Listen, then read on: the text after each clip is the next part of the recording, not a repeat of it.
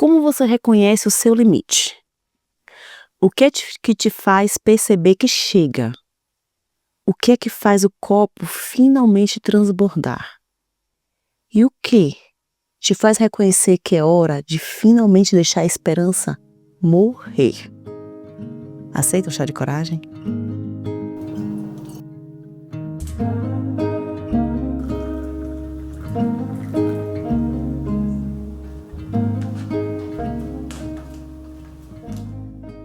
Oi, Eli, tudo bem? Confesso que conheci seu podcast há pouco tempo, após uma amiga compartilhar um episódio no Instagram, mas eu maratonei literalmente seu conteúdo maravilhoso. Parabéns por seu trabalho incrível que tem ajudado tantas mulheres a terem um norte na vida. E por falar em norte, é exatamente por isso que eu vim pedir um chá de coragem a você. Sou jornalista, cristã, tenho 32 anos, não tenho filhos e sou casada há quase 10. No total, estamos juntos há 17 anos, contando com o período do namoro e noivado. Ele foi meu segundo namorado da vida e, desde então, estamos juntos até hoje. Mas a verdade é que a minha cabeça está uma confusão. Ele sempre foi estressado. E eu vi isso durante o namoro, mas não me incomodou a ponto de acabar o relacionamento. Talvez pela minha falta de maturidade e desejo de construir uma família, já que meus pais se separaram quando eu ainda era muito nova. E eu não tive a oportunidade de crescer com pai e mãe juntos. Embora tenhamos namorado por 7 anos até o casamento, realmente vivemos um namoro cristão, ou seja, sem sexo, sem viagens a dois e sem dormir juntos, o que fez com que a gente só ficasse junto aos finais de semana como namorados adolescentes. Casei aos 22 anos. E aqui começou o meu medo, tensão e várias outras coisas. Para ser sincera, alguns meses antes de casar, tivemos uma briga muito feia dentro do carro, na qual ele empurrou o meu rosto. Aquilo foi um choque para mim, porque isso nunca tinha acontecido até então. Mas ele chorou muito, demonstrou arrependimento e eu perdoei. Seguimos firmes com os planos e preparativos para o casamento, que inclusive foi uma cerimônia linda e emocionante. Na lua de mel, tivemos 2 brigas. E em uma delas, ele gritou muito comigo na rua e eu voltei chorando pro hotel. Foi uma noite horrível, mas passou. Já casados, na nossa casa, as brigas continuaram. Muitas delas, pela nova adaptação, costumes diferentes, horários, rotina. No primeiro ano de casamento, brigamos muito, mas eu sempre entendi e aceitei que isso era normal. Até que o jeito dele começou a me incomodar. Ele sempre gritou muito comigo e começou a apertar o meu rosto em várias brigas, falar muitos palavrões, algo que me incomoda muito, além dos xingamentos, alguns empurrões e dedo na cara. Sempre depois da briga, ele pedia desculpa, dizia que não queria fazer aquilo, em alguns momentos até orávamos juntos para Deus melhorar essa situação. O tempo passou e eu comecei a engordar. Engordar muito. Para você ter uma ideia, eu casei com 65 quilos e em 3 anos eu já tinha engordado mais de 30 quilos. Isso sempre foi algo que incomodou muito ele e sempre fez questão de falar isso para tudo e para todos. Passei por diversas situações de humilhação por conta do meu peso, do meu corpo e pela minha preguiça de não conseguir mudar a situação. Não tinha uma semana sequer que ele não tocasse no assunto do meu peso. Algumas vezes de forma calma, outras vezes extremamente estressado, o que acarretava brigas, empurrões e xingamentos, mas sempre pedindo desculpa depois. Em alguns momentos, ele até falava que eu não me importava com o casamento pelo fato de estar gorda, porque na cabeça dele, se eu realmente me importasse e amasse ele, eu correria atrás do emagrecimento de forma real. Inclusive, ele sempre disse que, quando eu emagrecesse, ele não teria mais motivos para brigar comigo, porque o problema estaria sanado. E eu sempre acreditei nisso. A verdade é que o tempo passou. Nos mudamos de cidade e em 2024 eu finalmente tive a coragem de emagrecer. Perdi mais de 40 quilos. E hoje eu me sinto muito melhor comigo mesma em todos os aspectos, exceto no casamento. Porque a minha perda de peso abriu muito os meus olhos para o meu relacionamento. Ele não mudou comigo nem parou de me humilhar, mesmo estando magra. Apenas transferiu a ignorância dele para outras coisas comigo. Exemplo. Um dia andando na rua, eu estava segurando a coleira da nossa cachorra, mas eu fiquei desatenta com ela por alguns minutos e ela correu para o outro lado da rua. Nesse momento, Ele começou a gritar comigo, me chamando de burra e falando coisas bem alto no meio da rua. São muitas e muitas coisas, mas resumindo, entre aspas, a história, eu fiquei com muita vontade de me separar em 2025. Ficamos distantes e eu passei a trabalhar mais e, consequentemente, ganhar mais dinheiro. Quando eu falei na possibilidade de separação, ele disse que eu só estava querendo me separar porque agora eu havia emagrecido e estava ganhando bem para me manter sozinha. Só que foi ele quem aguentou eu gorda, baleia. Sim, ele usou essas palavras. Além disso, ele sempre traz à tona o fato de sermos cristãos e o divórcio e contra a vontade de Deus. O que eu claramente concordo em alguns casos, mas não em todos. Depois dessa briga na qual falamos sobre separação, eu resolvi dar mais uma chance, tendo em vista toda a nossa história e crescimento juntos. Passei uns 2 meses numa fase maravilhosa de lua de mel, mas a real é que minha cabeça tá uma confusão sem fim. Eu amo ele, mas eu abri muitos meus olhos e vi que é inaceitável esse tipo de atitude dentro de um casamento. Hoje eu vejo que isso é agressão física e psicológica, mas na época eu não via isso. Pra você ter ideia, em muitas vezes que brigamos e ele só deu o dedo na minha cara, eu ficava até aliviada por ele não ter apertado meu rosto durante a briga. Eu normalizei tanto essa atitude que isso virou normal, mas hoje eu jamais aceitaria isso. Jamais mesmo. Inclusive, eu já deixei claro pra ele durante a nossa última conversa que qualquer tipo de ignorância eu pulo fora. Eu quero continuar, mas meu coração tá um caos. Eu quero acreditar na mudança dele, mas eu preciso de tempo pra ver se ele realmente vai mudar. Quanto tempo? Que sinais perceber de fato? E se ele só estiver brando comigo no momento pelo fato de eu ter ameaçado acabar? E se eu estiver sendo ingrata por, de fato, só querer acabar depois que emagreci e tiver ganhado bem? Por que essa vontade não veio antes? Sinto que eu sou grata, porque ele sempre foi provedor, me proporcionou muitas coisas boas, como viagens, presentes. Mas ainda assim, meu coração tá confuso. Me faço várias perguntas todos os dias, mas eu não consigo chegar a lugar nenhum. Por favor, me dá um chá de coragem sobre o que fazer da minha vida. Um abraço bem forte. Ai, gente. Eu fiz as contas. Ela me disse que casou com 22 anos e que já tinha 7 namorando, então eles estão juntos desde os 15 anos. Ela era uma menina. 15 anos, é 2 anos mais velha que o meu filho mais velho. 1 ano e meio mais velho que o Miguel. Cara, uma menina muito nova, muito imatura, que não tinha como saber o que vinha pela frente. Se você tivesse 30, 40, você não tinha como saber, imagina com 15. Imagina com 15. Gente, tem algo que eu preciso que vocês entendam. Todo mundo que tá me escutando agora. Existem situações que a gente precisa deixar a esperança morrer. Existem situações que a gente só consegue seguir em frente quando a gente mata a esperança. Nossa, Elisama, que coisa absurda de se falar. Presta atenção. Por vezes, a gente se mantém presa e presa em situações difíceis que a gente já deveria ter, caído fora há muito tempo, porque a esperança tá ali, dizendo pra gente que as coisas podem mudar. A esperança, ela tá ali dizendo pra gente que um dia vai dar tudo certo. A esperança, ela tá ali nutrindo na gente a ilusão de que as coisas vão ser diferentes do que são. E muitas vezes elas serão diferentes do que são. Muitas vezes elas serão melhores, mas muitas vezes elas não serão. E uma coisa é você ter esperança na primeira vez que aconteceu. Outra coisa é você ter esperança na 35ª vez que aconteceu. Percebe? Quando eu falo mata esperança, e aqui? Importante. Depois do primeiro tapa, a gente mata a esperança, tá? Quando eu falei assim, a coisa da primeira vez é quando teve uma briga, falou uma coisa meio absurda.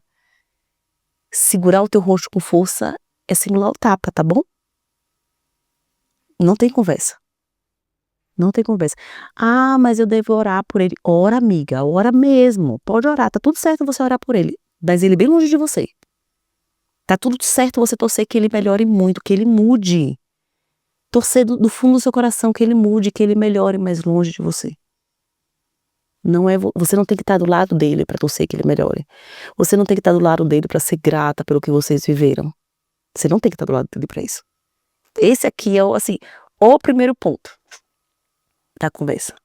primeiro de todos, você não tem que estar ao lado dele para acreditar no que quer que seja sobre a melhora dele e o potencial dele, a história que vocês viveram. Não, você não tem que estar ao lado dele para isso. Você pode se separar, entender que esse processo dele de crescer, de aprender a melhorar como ser humano, aprender a cuidar dele dos outros de uma forma melhor, esse processo que ele vai viver em outro caminho, em outro lugar, que não tem que ser ao teu lado. Não tem que ser com você. E a gente só consegue entender isso quando a gente mata a esperança. A esperança, minha gente, ela tá sempre convivendo com o medo.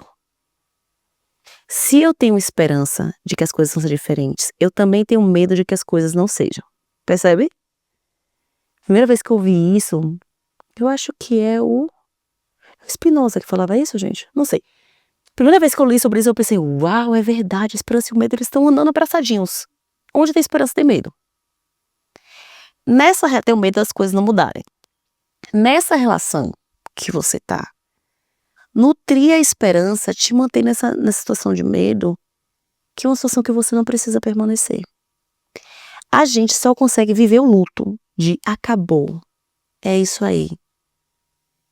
Eu não queria que fosse assim, e é assim que tá acontecendo. A gente só experiencia o luto depois de deixar a esperança morrer. Quando a esperança vai embora, a ideia de que as coisas vão mudar, de que essa pessoa vai ser diferente, de que a união de vocês é diferente, enfim. Quando tudo isso muda, tudo isso vai embora, é que você consegue chorar o luto. É que você consegue olhar e falar, caramba, tudo que eu sonhei pra mim, pra essa pessoa, pra nossa experiência, não tá acontecendo, não vai ser do jeito que eu queria. Existe um momento em que a gente precisa deixar a esperança morrer.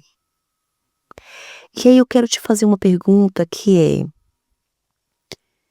o que precisa acontecer para que você deixe essa esperança morrer? Porque você me diz que você engordou muito, porque você comeu as palavras, comeu a dor, comeu o incômodo, comeu o seu sofrimento, e aí você engordou bastante.